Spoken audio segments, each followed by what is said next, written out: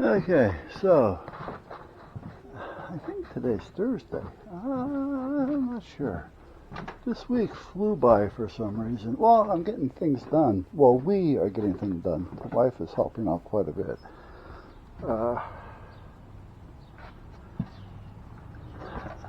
Got the goalpost down. That was a little bit harder than I expected it to be. There's part of it there. Now these are two 2x6s that I had sandwiched together with 5200 that I forgot about, and a bunch of 3-inch contractor screws. Every 3 feet apart on this side, and starting in the middle and on the top every 3 feet on the other side. So each side they were kind of staggered, if you know what I mean. And I did the same thing with that one. So the other one is down, and I forgot that I had concreted them in, concrete and cylinders, as you can see. So I had to use the tractor to pull them down. So we got that done, thank God for the tractor. So we separated one. We had to pull out the Sawzall because some of the screws, you know, when I drove them in far, and we just couldn't get in there to get them out again, you know, after the wood swelled up around it and everything else. So we took out what we could, and then I got the Sawzall and just started splitting it, you know, cutting the 5200 and whatever screws I ran into along the way.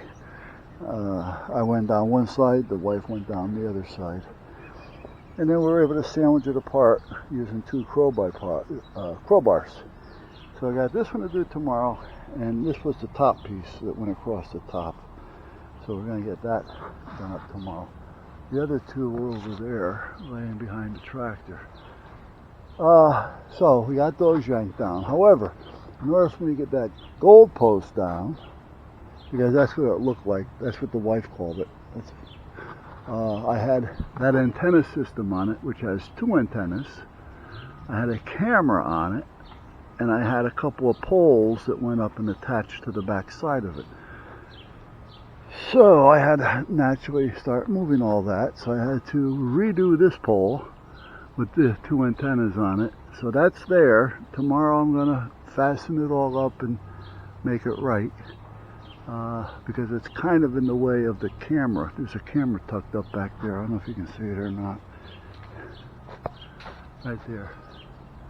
There's another one here. There's another one up there. Now this one is on a separate monitor in the shop. That's a backup camera, 360. You buy the screen, which is a nice screen actually, 7 inches I think, and it comes with 1 camera. However, you can buy 4 of these wireless cameras. They work off a 12 volt, and you hook them up to your car, your camper, or whatever it is you want, your 18-wheeler. Well, when I seen that, I said, you know what, I can use that in here. So that faces out here. I have another one in the house next to the computer in the living room that you can't see unless I make it visible.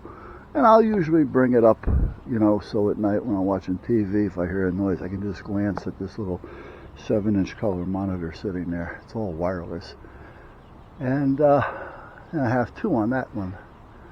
And at that point, that one is a Amcrest up there, if you can see it. That's a stationary one. That's an Amcrest. That one there does pan and tilt. They all take SD cards. They all can be set up on auto record if it senses movement. However, I really don't care about movement because there's a lot of wildlife through here at night. And, well, you know what? It might be a good idea to put it on there anyway. We'll see what happens. That's about it. So we got all that done. Tomorrow I have to get that one that's up there, the Amcrest up there, up and over a little bit more. So I got to get it over here. That's going to come down, but it's going to go up in there, and I got to get these wires tied up now that I got them all out of the way, because those all used to follow the the so-called goalpost. These off-riggers are going to come down tomorrow because those were holding up the goalpost. There's one on each side. And that's what I have.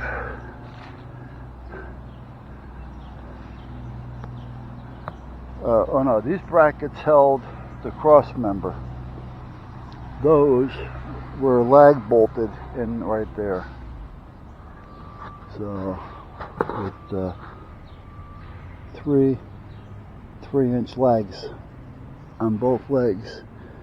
So, but meanwhile, we're getting there. Now I can clean up that area, get that sink straightened out and all that done over there, because that's just been, it's just been building up with crap. I mean, I got hostas or whatever you want to call them over here that I forgot all about. But I had those 2 boxes over here, which were good for the winter because we kept wood in them. So I just had to go, you know, from here to there with them, and then we'd fill them up from there once a week. So that worked out okay.